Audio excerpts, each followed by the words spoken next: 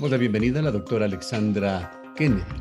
Ella fue profesora de la Universidad de Cuenca, estuvo a cargo de la Cátedra de Historia del Arte en la Facultad de Arquitectura de esta universidad. Vivió los últimos años de la Universidad de Cuenca, luego del cambio de régimen que hubo en el país y la adopción de la Ley Orgánica de Universidades y Escuelas Politécnicas, que tantos cambios, algunos positivos, sin duda, pero muchos negativos trajo. La doctora Kennedy, en el año 2019, dicho sea de paso, es permanente colaboradora de diario El Comercio a través de diversos artículos de opinión, escribió en ese año un artículo de Tener la debacle universitaria. Realizaba un análisis de ese momento de la universidad en el país y llegaba a una conclusión de que las universidades estaban fuertemente afectadas por la politización y la calidad de educación se veía también afectada por un fuerte recorte presupuestario. Quisiéramos hacer una perspectiva de estos últimos años, doctora Kennedy, llevándonos con esto al momento actual que vive la Universidad Ecuatoriana, que está renovando sus cuadros en varias universidades, tanto públicas como privadas. Bienvenida. Muchísimas gracias, ingeniero Cardoso. Muchísimas gracias por la invitación a este programa. Efectivamente, estaba recordando en este momento, cuando usted me citaba, la preocupación que teníamos, no solamente yo, sino en general en los docentes que habíamos estado largos años en la Universidad de Cuenca, sobre la debacle general que la Universidad del Ecuador sufría. Efectivamente, esto no ha mejorado, es decir, no ha habido, todo lo contrario, el tema de los recortes presupuestarios sobre todo en esta época, ha sido absolutamente notoria. Obviamente la baja de calidad de la educación también, no todas, pero por lo menos las nuestras, las más cercanas, la Universidad de Cuenca, no ha tenido todavía la capacidad de realmente ponerse en tono con la pandemia y haber podido entrenar de una manera muy eficaz y rápida a que sus profesores pudiesen dar clases a través de medios virtuales. Todo esto ha hecho evidentemente que no solamente por el tema del dinero y los recortes presupuestarios importantes, sino por la falta de agilidad en dar respuestas realmente fuertes, importantes, rápidas, no ha realizado, digamos, los suficientes ajustes. Por otra parte, por ejemplo, se obligó a los alumnos a venir a votar a Cuenca. Esto es una de las cosas que no se debía haber hecho, pero bajo ningún aspecto, evidentemente por las medidas de bioseguridad. Aquí es cuando entra el tema de la politización. Es decir, yo creo que las universidades no podemos ser apolíticas, ni mucho menos. O sea, la Universidad Ecuatoriana ha sido siempre muy política, pero lo que sí no podemos permitir es la politiquería. O sea, una de las cosas que la politiquería y la división que hemos visto en estos últimos años en algunas universidades y en específico en la Universidad de Cuenca, ha sido verdaderamente vergonzosa. Yo creo que en mis 30 años y pico de permanencia en la Universidad de Cuenca nunca vi una división de este tipo, nunca vi un favoritismo, digamos, a ciertas figuras que se declaraban pro rector, pro administración central, digamos.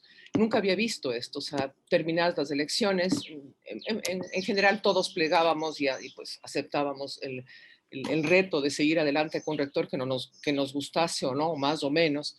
Pero en general los rectores universitarios han sido hombres muy universales, han sido hombres que han de alguna manera adoptado y adaptado bien los términos, digamos, de su nueva regencia.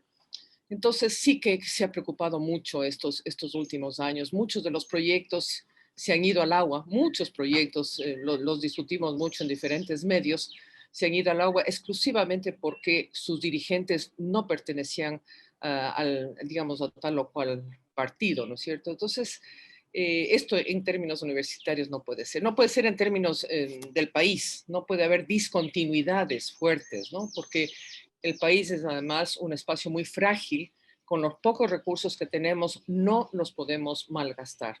Y el hecho de refundar el país o refundar la universidad no hace bien a nadie, porque se En, pierden muchos recursos económicos y humanos. en esto justamente de las refundaciones que estuvo tan en boga en los últimos 10 a 15 años, quisiera recapitular algunos de los sucesos que se dieron en la Universidad de Cuenca, que coincidentemente allí nos juntó en algunas luchas universitarias, Alexandra, y tratemos un hecho que se dio, que realmente representó una aberración del sistema universitario. El régimen decidió desescalafonar a los profesores antiguos de la universidad, por llamarlos de alguna manera, entre los cuales se encontraban profesores principales, la gran mayoría de ellos con títulos de posgrado, maestrías, doctorados, pero simplemente se llegó a una decisión, además, de alguna manera, diríamos que legalizada de una manera forzada a través de la Ley Orgánica de Universidades y Escuelas Politécnicas, la LOES, a segregarlos y dejarlos fuera del régimen académico, terminando realmente con la vida académica o haciéndola sumamente difícil para miles de profesores de la Universidad Ecuatoriana. Esto lo traigo a colación, no tanto por hacer historia ni señalar con el dedo a los culpables, pero sí es importante saber, como un antecedente, cómo reaccionó la Universidad Ecuatoriana en esos momentos. Yo pienso que, en primer lugar, yo creo que sí hay que hacer un poco de historia y con mi, mi formación de historiadora me lo permite. Una de las cosas que creo que es muy importante es pensar que cuando se tomó esta decisión, cuando tomó esta decisión la LOES, las cosas que hizo es quemar, matar, desacreditar a toda una generación que habíamos de alguna manera iniciado la profesionalización de muchas carreras.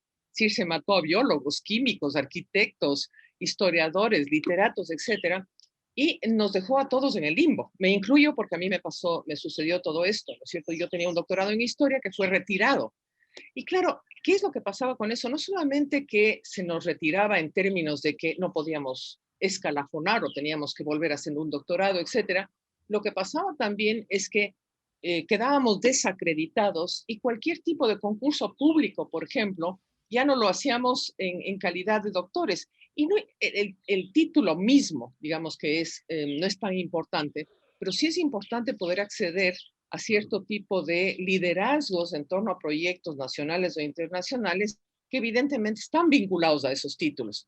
Y cuando tú has tenido, qué sé yo, 30, 40 años de práctica en cualquiera de las áreas, eso fue inmediatamente de alguna manera desvalorizado o no tomado en cuenta. Cuando nosotros, los seres humanos, debemos cuidar las relaciones intergeneracionales, es una de las cosas que una sociedad culta, una sociedad educada, lo que hace es cuidar a sus sabios viejos, ¿no es cierto? Y seguir la cadena hasta que esos sabios viejos de alguna manera puedan llegar realmente a levantar el conocimiento de los jóvenes. Y los jóvenes evidentemente también están dando una serie de lecciones de las nuevas tecnologías, del nuevo pensamiento, etcétera. Entonces, toda esa rotura generacional, esa cadena generacional, también supuso un verdadero desastre para la universidad, porque lo que se hizo fue privilegiar gente que había venido con su doctorado, por ejemplo, ¿no es cierto? No tenía ni un ápice de conocimiento en términos de praxis. Entonces, en vez de sostener todo un cuerpo que podía haber sido un cuerpo relacionado, un cuerpo que se alimentaban unos de otros, eso no sucedió. Se lo Y me parece hizo una verdadera tristeza y vergüenza para la sociedad. Se le hizo además con efectos retroactivos, afectando derechos adquiridos dentro de la universidad y paralelamente mientras se imponían nuevas escalas salariales, tratando de incentivar y de reconocer de una manera más equitativa, más adecuada el esfuerzo académico, a los viejos profesores se llegó al punto de congelarles sueldos y salarios, ni siquiera reconocerlos por inflación. Son cosas que han quedado desgraciadamente en los anales de la universidad en estos últimos años, y de allí ingresando ya a otros factores que afectan el día de hoy también a la universidad. Esa organización piramidal, absolutamente vertical, perdiendo la visión horizontal que se dio en la universidad, en forma similar a lo que sucedía en la política ecuatoriana con el régimen de turno, que llevó a desbaratar varios procesos que antes se los hacía con principios democráticos en la universidad. Hablemos también sobre estos temas. Bueno, yo creo que esto es algo que hemos hablado ya muchísimas veces, no solamente al interior de la universidad, sino que ha sido muy, muy tratado por los medios. Creo que nosotros no podemos estar regidos por ejemplo, decanos que se nos imponga a dedo, ¿no es cierto? Porque es como que al alcalde, el alcalde de una ciudad fuese impuesto a dedo por el gobernador o por el presidente de la República. Es decir, ahí estamos hablando de cuerpos democráticos que deben manifestarse en torno a la figura que creen que en ese momento les sienta mejor para administrar y para conducir académicamente una institución, una entidad como es una facultad. Pero evidentemente esto no sucedió. Sucedió muy bien cuando teníamos al ingeniero Fabián Carrasco como rector, que él fue una persona muy, pero muy respetuosa en términos de acatar la votación democrática, la solicitud de que el primero de una terna presentada por la misma facultad fuese directamente nombrado por él. Yo creo que esa fue una forma de reaccionar frente a este cuerpo, digamos, piramidal que se iba imponiendo en nuestro país con el Correato.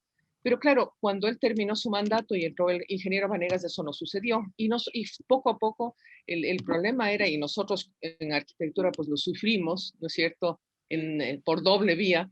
Entonces, poco a poco, pues esa sensación de que podíamos tener algún tipo de voz y de voto en nuestras propias decisiones fue completamente coartada. ¿Y qué supone eso? Porque supongamos que un rector pueda poner un decano, digamos, que esté bien, pero lo que supone es que empiezan a segmentarse y se da voz a proyectos que están a favor de, es decir, todo funcionó así en estos últimos años. Yo me retiré en el 2019, pero estoy, como le decía antes en la entrevista, muy atenta a todo lo que está sucediendo en nuestra universidad.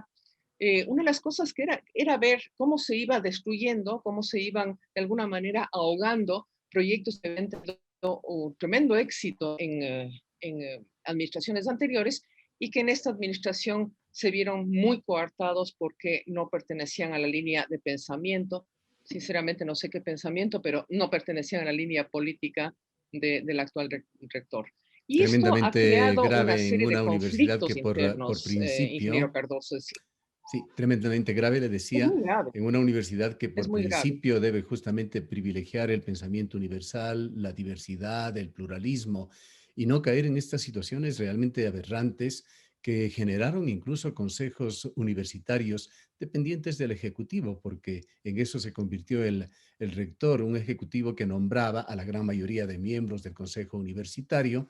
Y este consejo, que en lugar de privilegiar el debate como tiene que ser en cualquier cuerpo colegiado, no se diga en cuerpos académicos como son las universidades, se convirtieron en colectivos complacientes, incondicionales, evidentemente sin privilegiar los intereses colectivos de los distintos estamentos universitarios, particularmente los estudiantes que son la razón de ser de la universidad. Así es. Yo creo que haciendo unas distantes comparaciones respecto un poco a lo que ha pasado con el gobierno de Trump, en ese sentido, digamos, el gobierno de Trump ha sido absolutamente sectario, no ha privilegiado, digamos, el ser un mandatario de un país tan grande y poderoso, sino que ha privilegiado exclusivamente a sus propios, digamos, votantes, apoyantes, y eso es lo que ha traído un caos absoluto en Estados Unidos, que pues, la toma del Capitolio creo que fue el culmine, ¿no? Es el sumum de ver este tipo de situaciones caóticas. Y yo creo que, obviamente, con esas comparaciones enormes que estoy haciendo, pero cuando uno va a un cuerpo colegiado como el nuestro, como la universidad, y empieza a mirar que no hay forma de trabajar en colectivo, los ánimos se empiezan a exacerbar. Y yo creo que los ánimos de la Universidad de Cuenca se han exacerbado hasta un punto en donde la gente verdaderamente entra ya a una protesta frontal. No sé si usted recordará, pero nosotros hicimos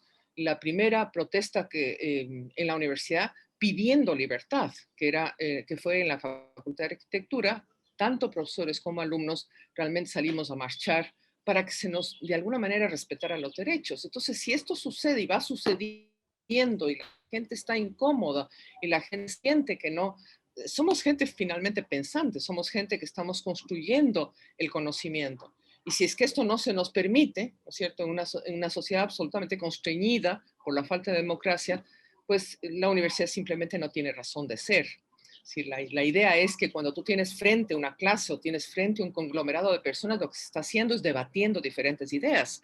Si es que las ideas del frente son más interesantes o más importantes o más pertinentes a lo que uno está diciendo, evidentemente le das la palabra al otro. De eso se trata, ¿no es cierto? No se trata de imponer la palabra, de imponer el conocimiento, de imponer una idea, sino realmente de debatir.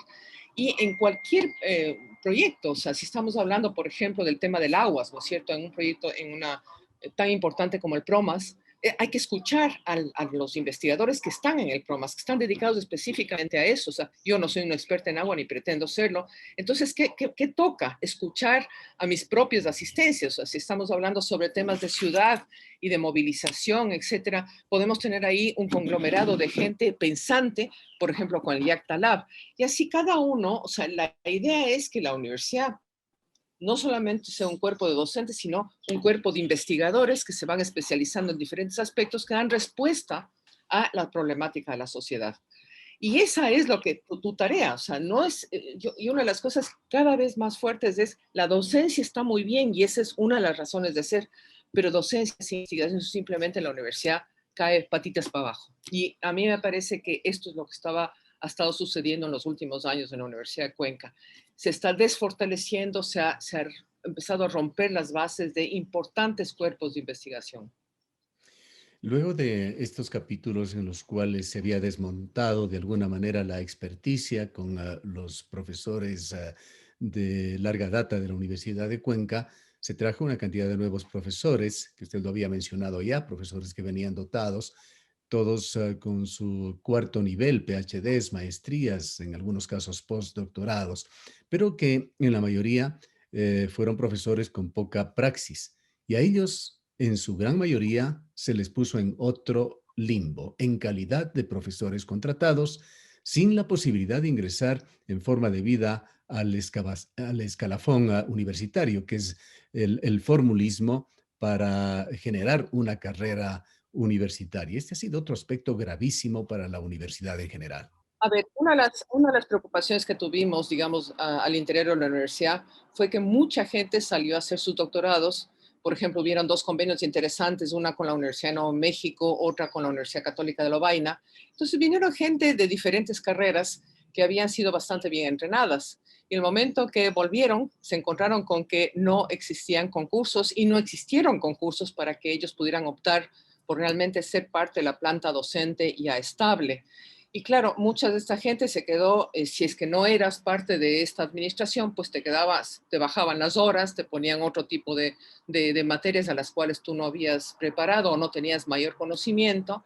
Y todo esto hizo que la gente que había venido con muchísima ilusión y con mucha necesidad de estabilidad, empezase a buscar trabajo en otras universidades locales, ¿no es cierto? Porque no ha tenido la capacidad de realmente prepararse para receptar esta gente que había salido a formarse de una manera bastante excelente, digamos.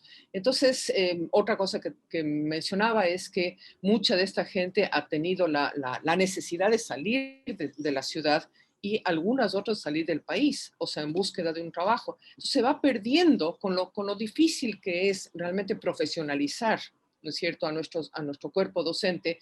Hemos perdido unos cuadros valiosísimos y esto es realmente lamentable. Y entonces tú ves el recambio en este momento por una cantidad enorme de profesionales o de docentes contratados que entran y salen, y obviamente se quedan truncos los proyectos de investigación, se quedan truncos los proyectos pedagógicos, y finalmente es un recomenzar constantemente. Eso es a un costo fenomenal de educativo e investigativo.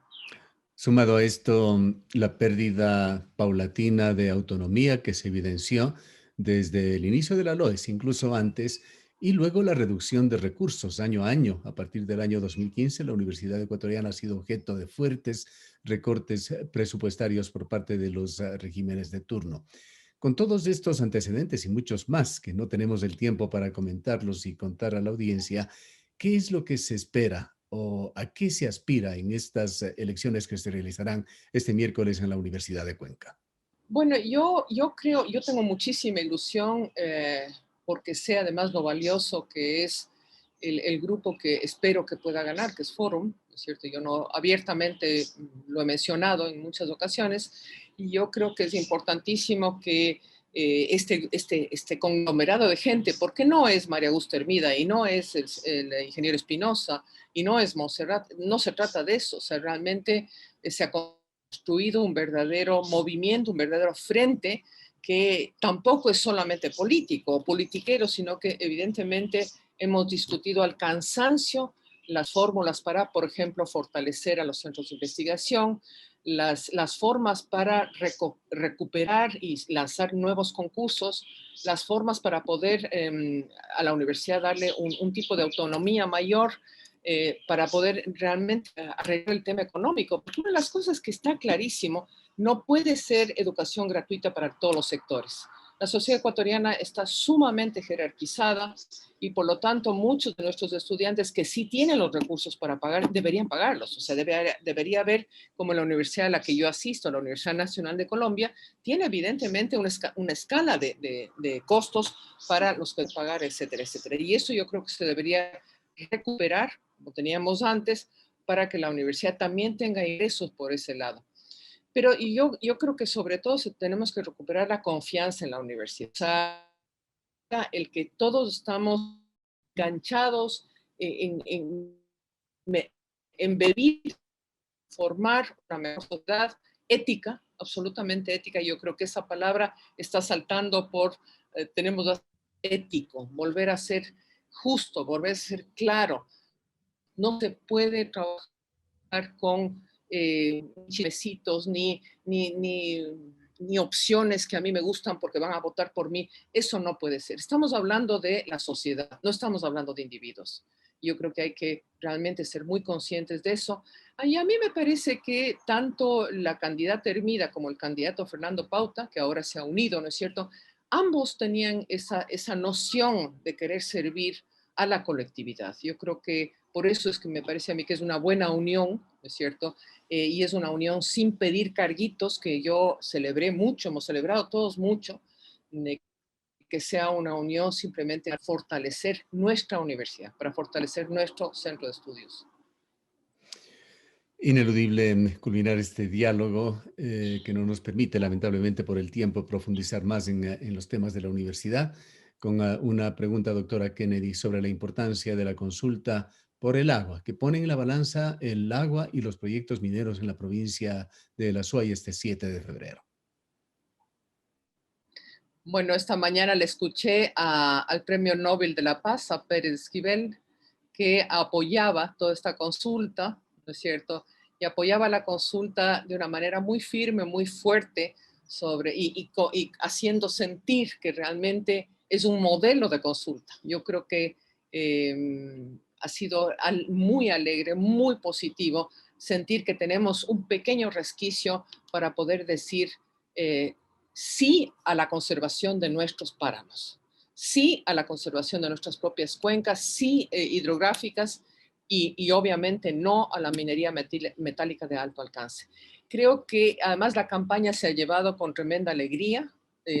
Se han sumado miles de personas, las redes sociales están reventando en este momento por aquello, y yo creo que si es que gana el sí, evidentemente vamos a tener una posibilidad de abrir otros modelos para otros lugares en el Ecuador.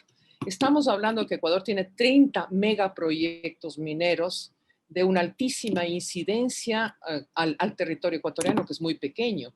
Entonces, me parece que si empezamos ya realmente, igual que la universidad, es igual que la universidad, necesitamos voces que empiecen a hablar, no desde la politiquería, sino voces comunes y corrientes, ¿no es cierto?, que estemos ahí vinculadas a ser, echar un ojo a las cosas buenas que nos puede dar esta sociedad y realmente poner un veto total a aquellas que en las que no debemos entrar porque vamos a malograr nuestro territorio. Muchas gracias por habernos atendido. Gracias, ingeniero Cardoso. Muchas gracias. Han escuchado a la doctora Alexandra Kennedy. Ella fue profesora de la Universidad de Cuenca, enseñó Historia del Arte en la Facultad de Arquitectura. Ha comentado algunas de sus vivencias durante la etapa en que estuvo en la universidad. Hoy apoya a Forum y a la coalición que participa el día de mañana con María Augusta Hermida a la elección que se realizará en la Universidad de Cuenca este miércoles para elegir rector y vicerrectores. Nos vamos a una breve pausa.